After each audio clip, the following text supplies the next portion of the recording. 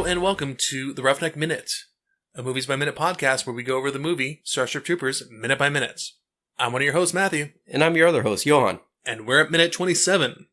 This minute begins with Dizzy throwing her stuff down and disrobing and ends with Rico telling Ace to get in line like everyone else. She takes off her jacket. Let's not jump the gun yet. Oh gosh, no, she needs to disrobe right there. Just, this needs to be a Greek, wrestling kind of battle where they just both get oiled. Can you imagine Clancy Brown and Tina Meyer just getting nude and rolling around on the ground? The world would implode with awesome. Oh my gosh, it'd be such an awesome fight too. Because it wouldn't be like that overly sexual type of fight. Like, you can tell they are going to give it their all to beat the hell out of each other. And that's what amazes me about this scene too, because she takes off her jacket. She has on suspenders and a tank top. She is built. You do not know. Okay. So a lot of my attraction towards women definitely started as this movie. Because like I said, I'm pretty sure this was my first boob shot, like in a movie theater. But girls with short hair, the redhead in the back, the suspenders, girls with shoulders,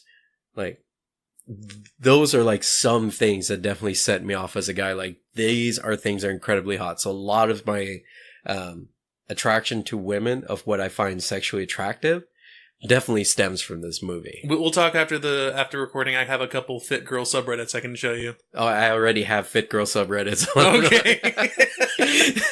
I'll beat you to it. Oh, okay.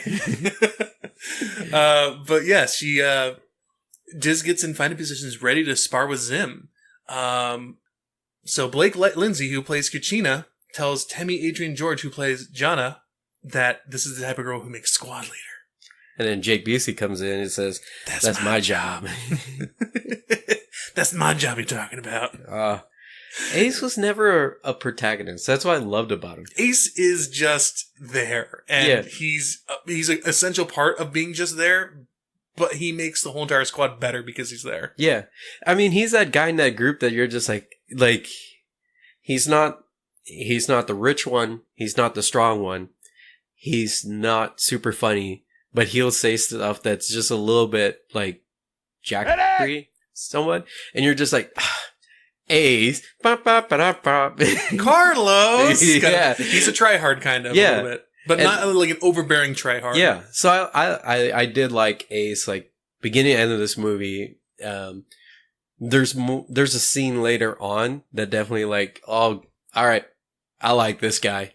So, and it's pretty short, coming up too. Yeah, definitely. While they spar, or while they're getting ready to spar, they're circling around each other. You hear some cadence in the background from a couple other squads. And you hear, roughneck, on the go. So the roughnecks are here training as well, too.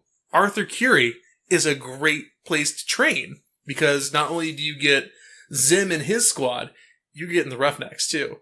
And as we'll find out later on in the movie, roughnecks, they're the best at killing bugs. Yeah.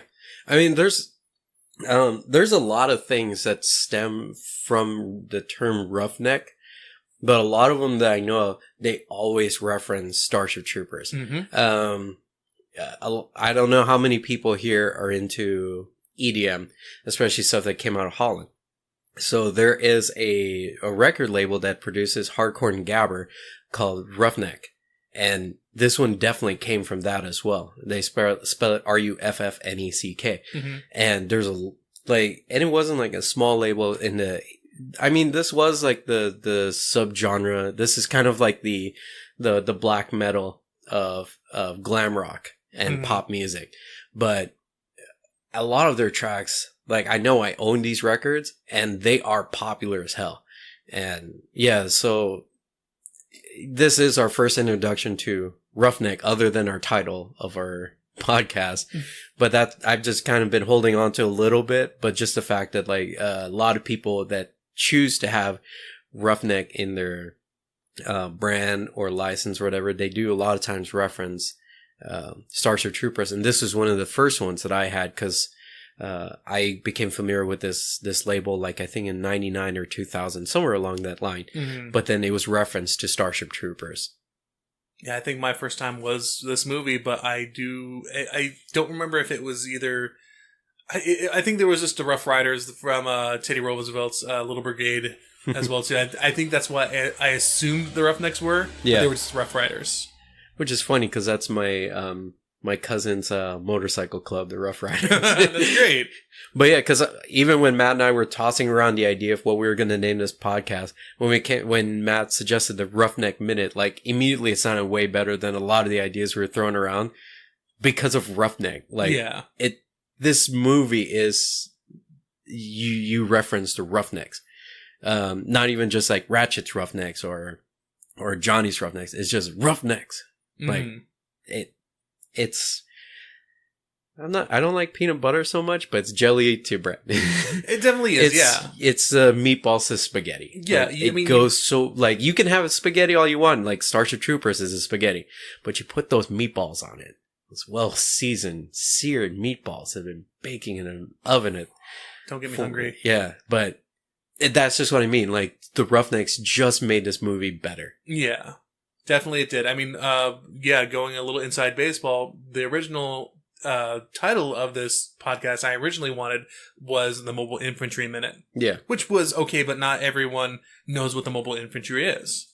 But yeah, exactly. When you say Roughneck, I mean, even for people who maybe have seen this movie once, Roughneck, that kind of resonates with them. Oh yeah, Rico's, Razchek's Roughnecks. I get it, kind of thing.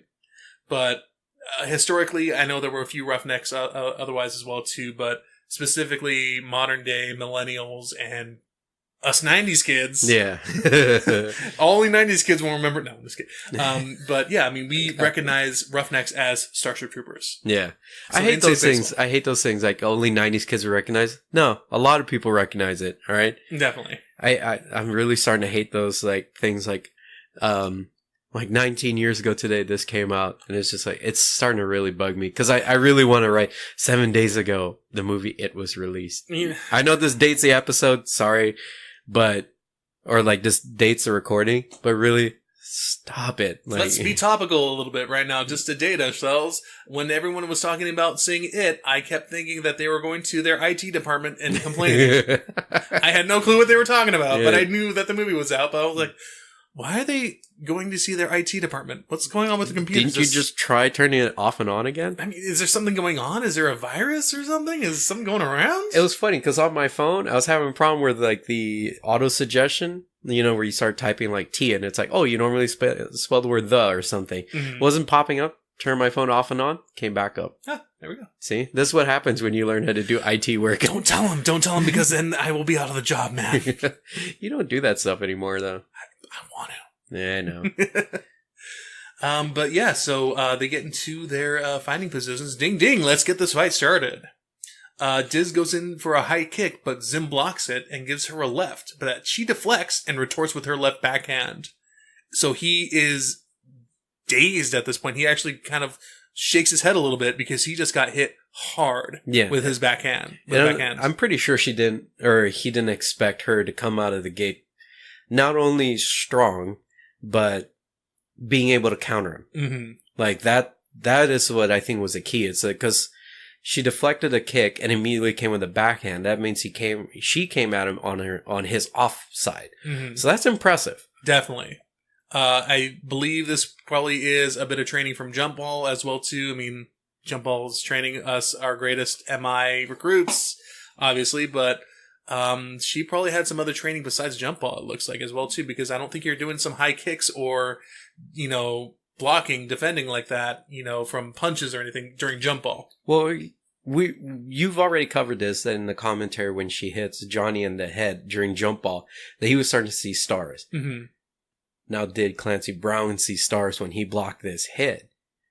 Because, like, she's already pretty cut. She probably trained a little bit because she was going to be a soldier. So she's like, I'm going to be ready. Because this is actually the first time you get to really see a lot of her shape, especially with the tight fitting shirt. Don't remind me. This definitely gives her tone. Mm-hmm. Like, did she actually deliver something strong enough that would give him that visual effect that, oh, crud, like, this is a fight? It may have, but I mean, all fight scenes, especially in like any kind of physical contact, even like in like Hong Kong stunt work and everything, where it looks real and it doesn't look like they're 10 meters away from each other, and you see the guy like do an A to B kind of punch, you know, stunt thing. It doesn't look like this. I mean, they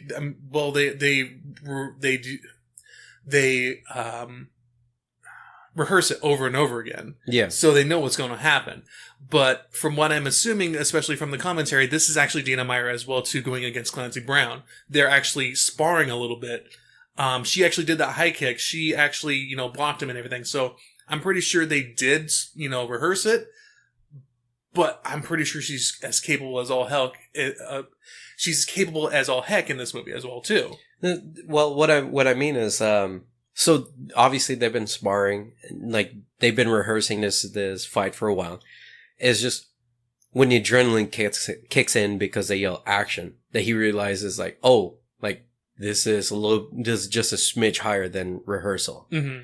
Like I'm wondering, like, because you see that shock look in his eye. Okay. They're like, ooh. And then he like jumps in to sweep her feet. So yeah, it's either him realizing, oh, well, she's actually playing for reals and I got to step it up a little bit, or it's really good acting on his part. Both are great. Yeah. Because I mean, Clancy Brown is a great actor, but yeah, I mean, who knows? It could have been that, you know, she actually gave him a shine, not a shine. I don't think they actually hit each other too hard. No. Like, I mean, this is all stunt work and everything too, but she may have shown a little bit more ferocity during the actual shooting scenes, or given it her all during this time too.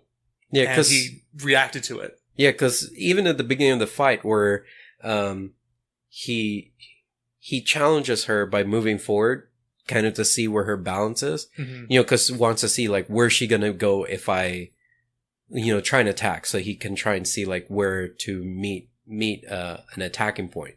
When he moves forward and then she goes back, she has this shocked look in her face that does look very real. Mm-hmm. And I'm wondering, like, okay, are they jumping into real fighters' instincts at this point? They may be. I mean, during the commentary, they don't really talk about it that much. They're just. But it's not them that's in the commentary. It's Dina Meyer is in the commentary. No, but not Clancy Brown. Not Clancy Brown. Yeah, it's so just That's why I'm wondering, like, was there something to this choreographed fight that all of a sudden, when the cameras start rolling, that it started feeling more real instead of acting? Maybe, because I could believe it. I definitely could, because it looked like they were actually fighting. Definitely. I mean, this is, again, during the time when movies were still good, where if you wanted your actor to learn a certain thing or be in the certain time of the frame, you would actually teach them how to do this. Keanu Reeves, for example, does a lot of great stunt work as well, too, and also learns a lot about weapons as well, too. Yeah. In those videos, you know, maybe about a year ago, where he's, you know, doing tactical breaches and everything with his pistol and his rifle. Amazing looking stuff. And, I mean, he learned that all from, like, The Matrix as well, too. Well, yeah.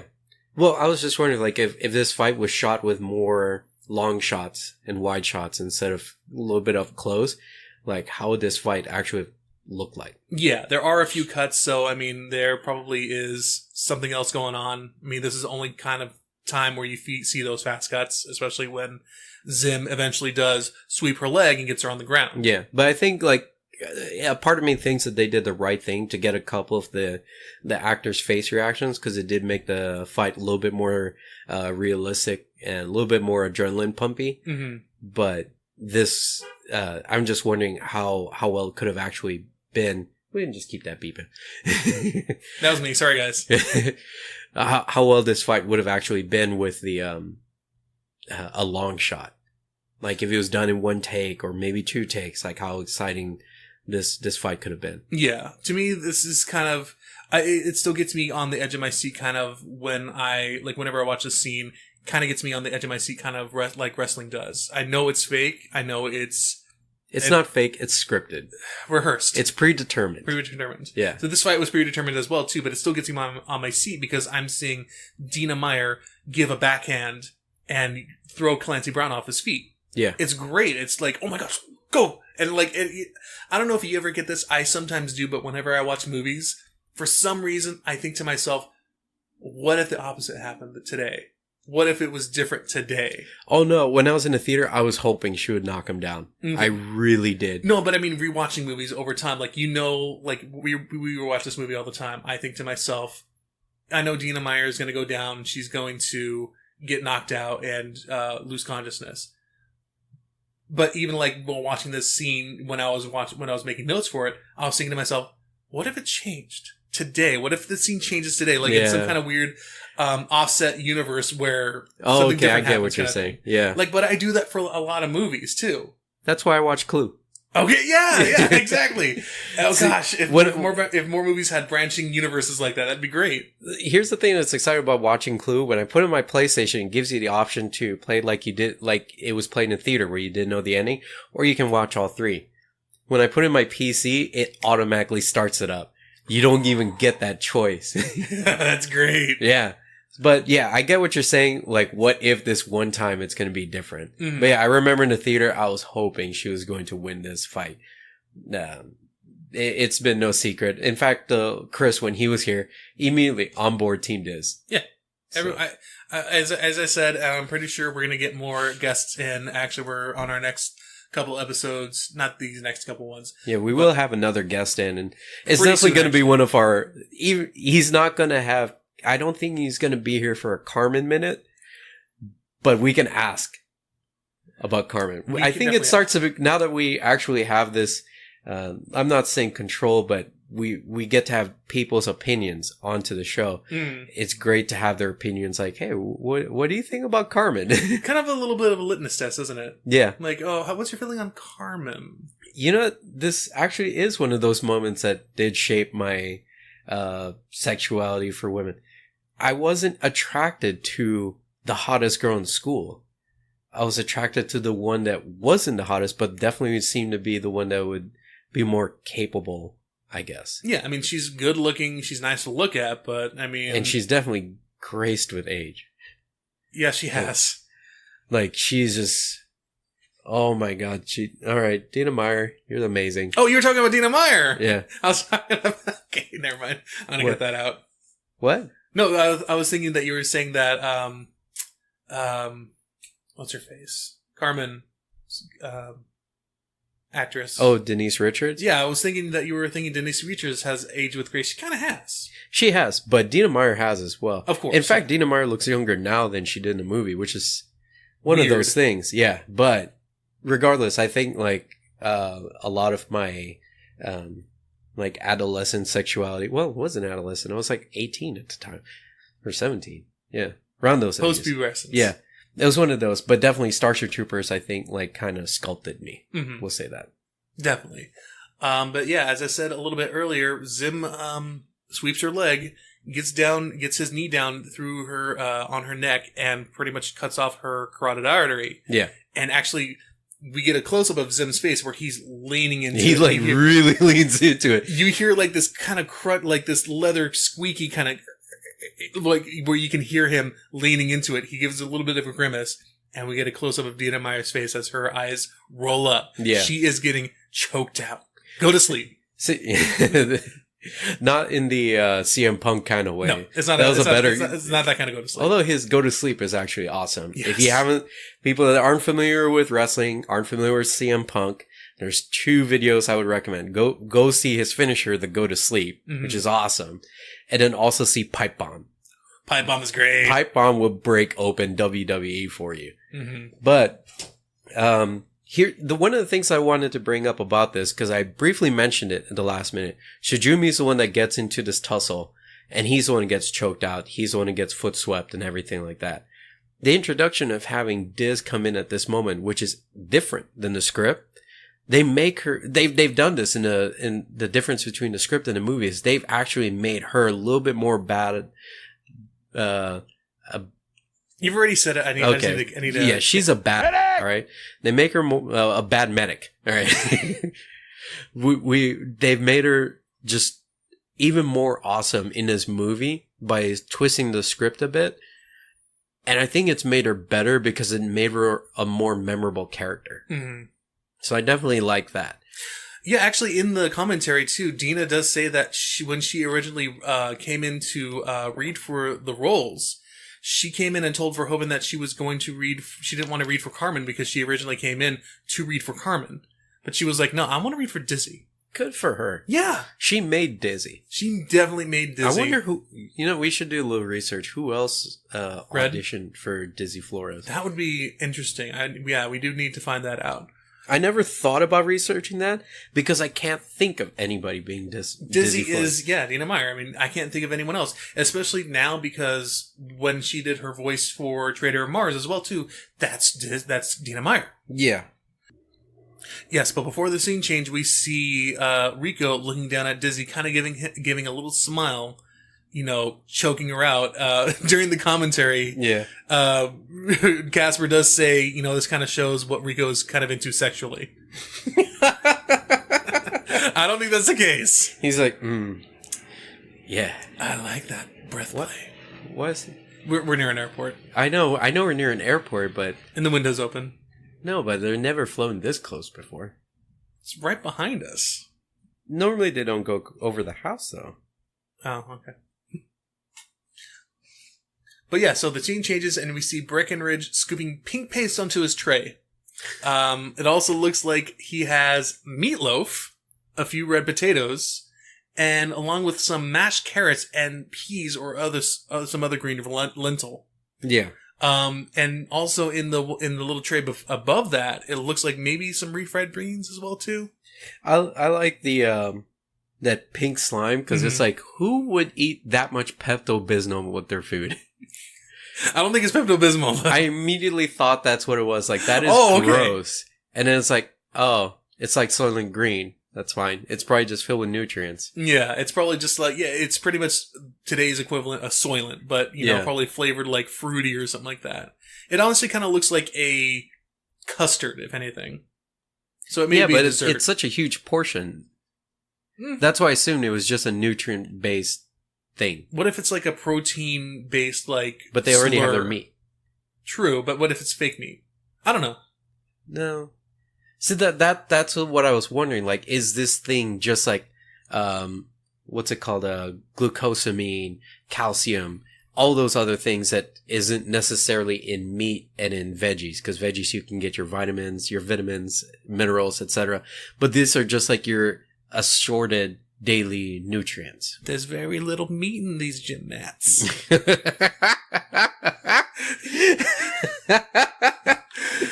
But you know what I mean, though. I know what you mean. Like, yeah. I'm just wondering, is this like kind of like the equivalent of a Centrum Silver?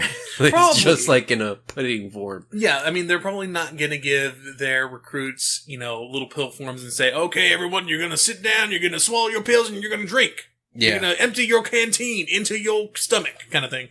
They're probably going to give their recruits, these, one a day kind of things, but in the form of this pink paste. And it probably is, I'm guessing it is probably a dessert. I don't know. Yeah, it's kind of strange because it is a big portion and they're just going, yeah, and just pouring it in. Unless like your dessert is a sweet tasting nutrient filled thing, which isn't so bad. Well, I mean, they're also putting it in their trays themselves as well too, so they can choose what kind of portion they want or where they want to put it. Yeah, I guess. So, Breckenridge says I like to kill that Sergeant Zim, but the other recruits are like, whoa, that's a bad idea. You shouldn't be doing that. Yeah. Yep. Down washout lane. You shouldn't do that at all. Kind of thing.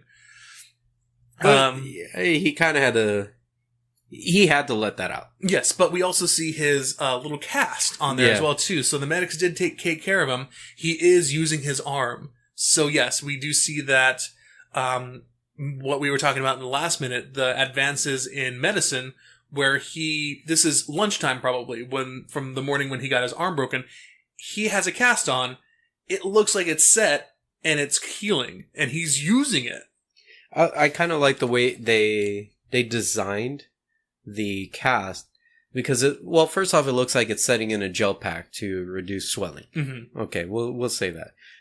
This is kind of like our theories, but the brace that's around it starts by the elbow and goes to the wrist, which forms some form of like high intensity splint. So distributes the weight away from where the break is. Yeah. So even though it looks big and bulky and you can see how fancy it looks, it actually seems, what's the word I'm thinking of? like usable. Like this is feasible, practical. Yeah. Mm-hmm. Practical. This is something that seems practical in the real world if you were going to do something like this, like a daily use splint. Yeah. You know, and it's kind of cool that it takes 24 hours because how many childhoods were ruined over the summer because of a bone break? Not mine. I never had a broken bone. Same here. We're so. Yep. Yeah. Actually, I have had broken bones, but it's only been my little pinky toe on edges of banisters. And who doesn't have that? Mine sticks out. I have a nail that's constantly broken or growing in split because of something that happened to it a long time ago. Okay. Like a little portion keeps like, let's say it's the black sheep of the nail. Like it just keeps coming off, keeps getting stuck on socks and everything.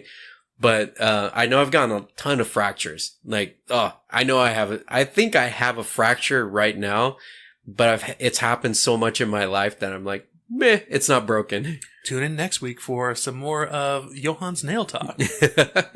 No, I took a shot from a hockey puck onto my shin and the bump was as big as my knee. So we'll post that in the Facebook group too. Yeah. As soon as this episode comes up, it looked gnarly. It still kind of does too. Yeah, it's still pretty ugly, but yeah, it would be nice to have this technology now because now it's like, this is so pointless. Go to doctor, but in there it's like, medic. All right, this thing will probably be fixed in like 8 hours because it's not a broken bone. Yeah, my theory is this thing contains basically a weird version of stem cells and nanomachines. Yeah.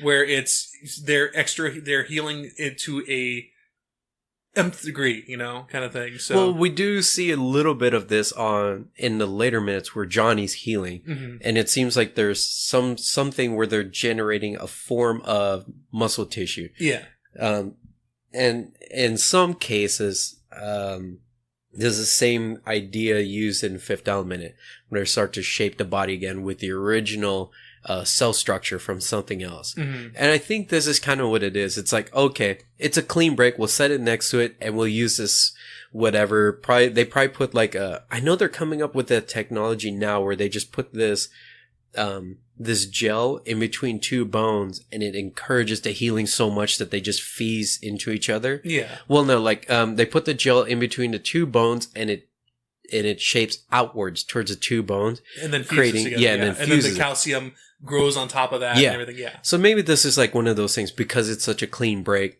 They're able to do it. I mean, it's kind of cool that this was thought of like almost 20 years ago. Yeah. 20 years ago, this movie came out.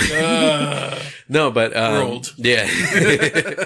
But it's just one of those, like, this is something that was probably thought of around this time. And now it seems more realistic today because even though it seemed like a dream back then, but probably someone thought like, why can't it be done like this? So I'll just write a movie where it does happen. And probably someone thought like, hey, you know what? Yeah, let's think of something like that. Well, it's kind of like Star Trek a little bit too. Everyone saw William Shatner and Leonard Nimoy using little communicators, and we don't have that now. What are you talking about? We do not have that now. I mean, have you ever seen anybody actually talk on those things? No. Okay, true.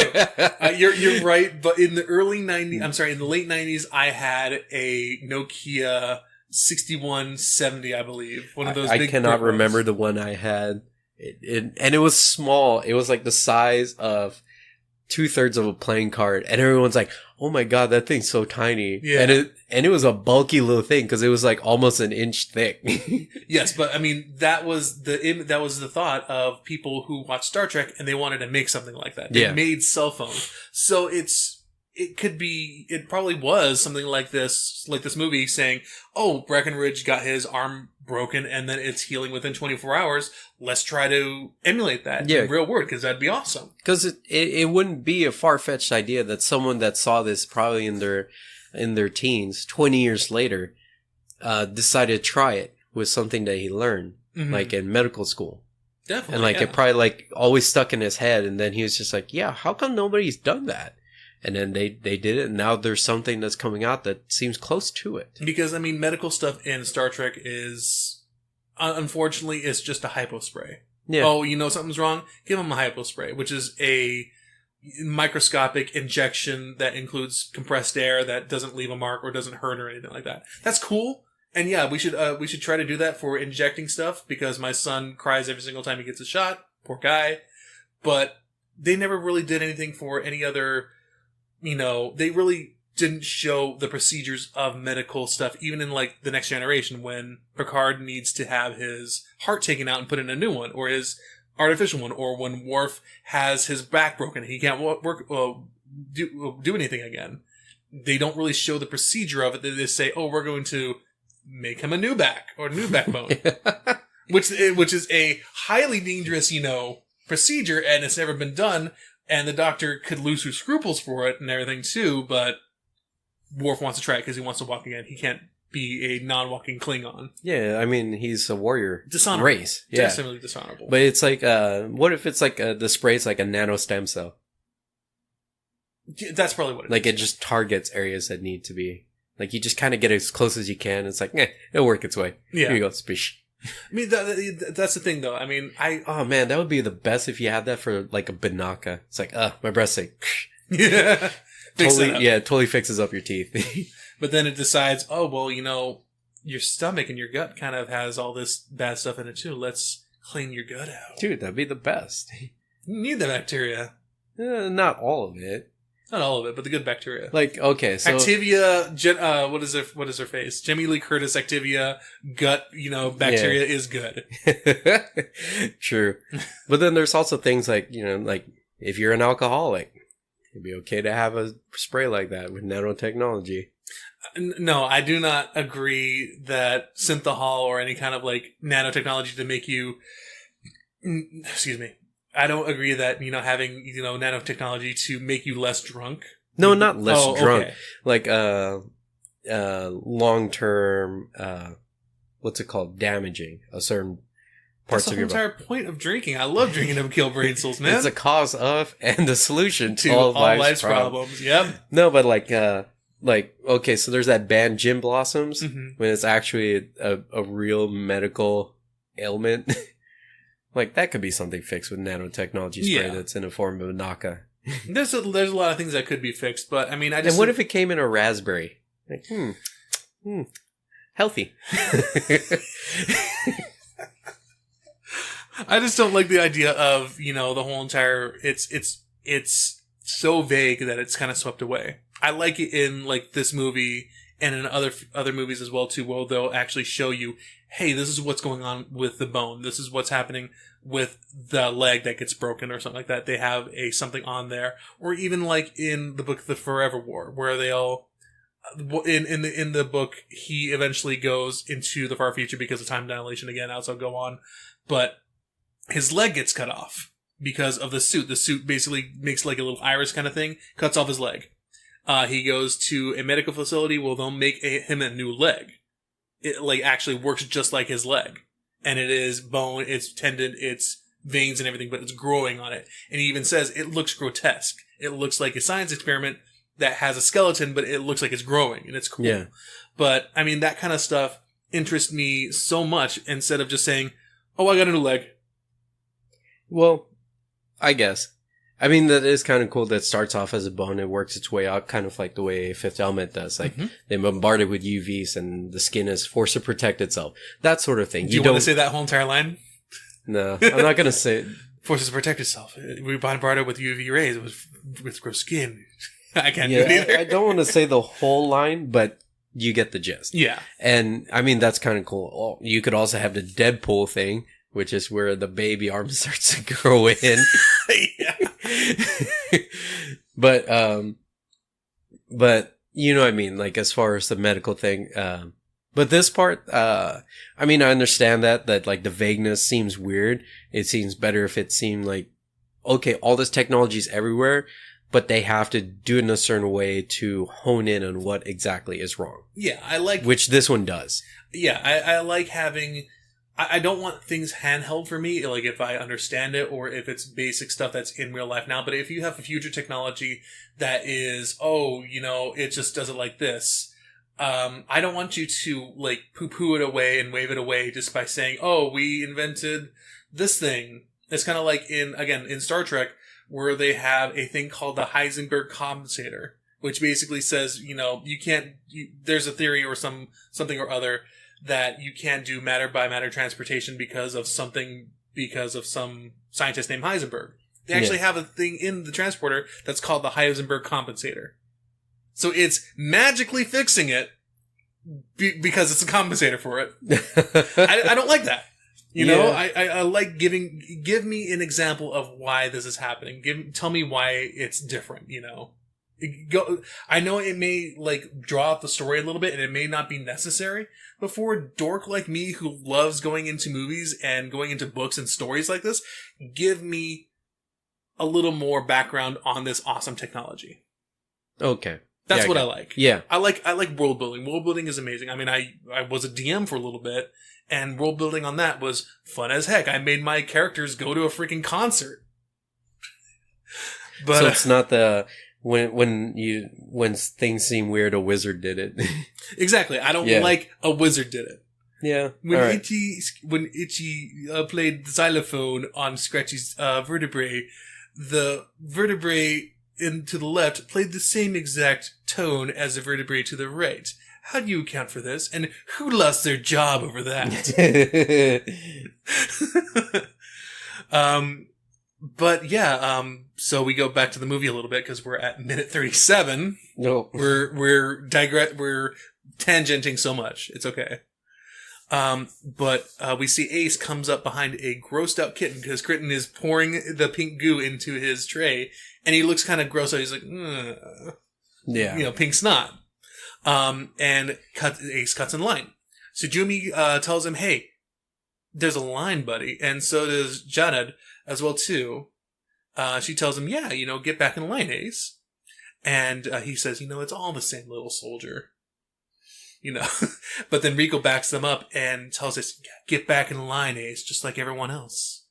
And even Zim comes up behind him, kind of maybe about 10 or a couple meters behind him. So you got Janad, you got Shijumi, you got Rico, and then maybe about a meter or two behind them, you got Zim, kind of staring Ace down.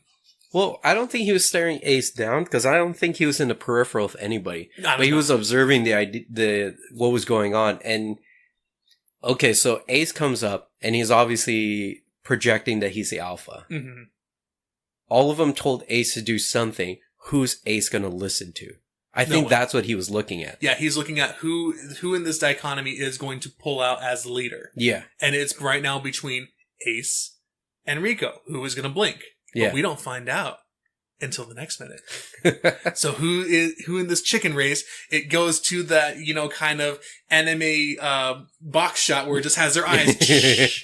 Rico and Ace, and the sparks fly to in the middle and go where the lightning bolt hits in the middle. Yes. Right before the words fight comes out. Exactly. So who is going to win this fight? Who is going to make it? And who's going to be the leader of this group? Yeah, actually in the next minute is one of my favorite moments with Ace that actually made me like him the most. Not the most character, but this is the next minute is when I was like, all right, I like Ace. He's a good guy. Yeah, it transforms it, but we'll get into the next minute, but it transforms him into the kind of the jerk that he was in the first couple minutes of this boot camp scene to a likable, goofy buddy that is going to be a friend of Rico for a while. Yeah. But that's where that minute ends. Do you want to talk anything else about this minute at all? We've definitely hit this. We've gone on enough tangents. Are you sure you don't want to go another 20 minutes? Let's make it an hour. We do go on a lot of tangents enough as it is. I think it's just we're comfortable enough with each other that we can understand that we'll eventually veer off to a different perspective that we'll both understand each other. Yeah. I mean, definitely in our last couple minutes, me going off on the whole entire Crimson Tide tangent just to get Breckenridge being like, no, I like Mobius more than Kirby kind of thing. That went a little long. I think that was 15 minutes that should have been cut down. Yeah. But whatever. I mean, I added Kirby's to better. it too. Kirby's better. Kirby is better. But yeah, that's where that minute ends. Thank you guys so much for listening to us. If you would like to listen more to the show, go ahead and subscribe to us on iTunes, Google Play, or any podcasting app where you can reach our RSS feed. You can also reach us at our website, theroughneckminute.podbean.com, where you can find our past episodes and show notes. Go ahead and follow us on Twitter also if you'd like, at the Roughneck Men. Or you can join our Facebook group where you can continue the conversation at the Roughneck Men at Billet. Johann, where can they find you? You can find me on Twitch at JDASHD26. That's J-D26. And it's also the same as my Instagram. And you guys can find me at AltTabMatt pretty much anywhere you can find me. Twitter, Twitch, Instagram. I'm not actually twitching that much, actually, recently. No, I haven't been as much either. I've been playing a lot of Destiny. I probably should twitch that. But I'm just getting hyped for Destiny 2, whoever's out there. PC. Yep. And yeah. Yeah, join us on PC, guys. If you want to follow us on our Twitters or on our Twitches, we'll definitely play with you guys once the PC game comes out. In a month. Yeah, anybody that's actually out there that is going to be playing for the PC, I know Matt and I are part of a clan. If you guys play Destiny and whatnot and you want to join a group to do fire strikes and raids and whatnot, just send us a message. We'll go ahead and set something up when it finally comes out. We'll get that done. For sure. But I've been one of your hosts, Matthew. And I've been your other host, Johann. And we will see you on the Bounce Troopers.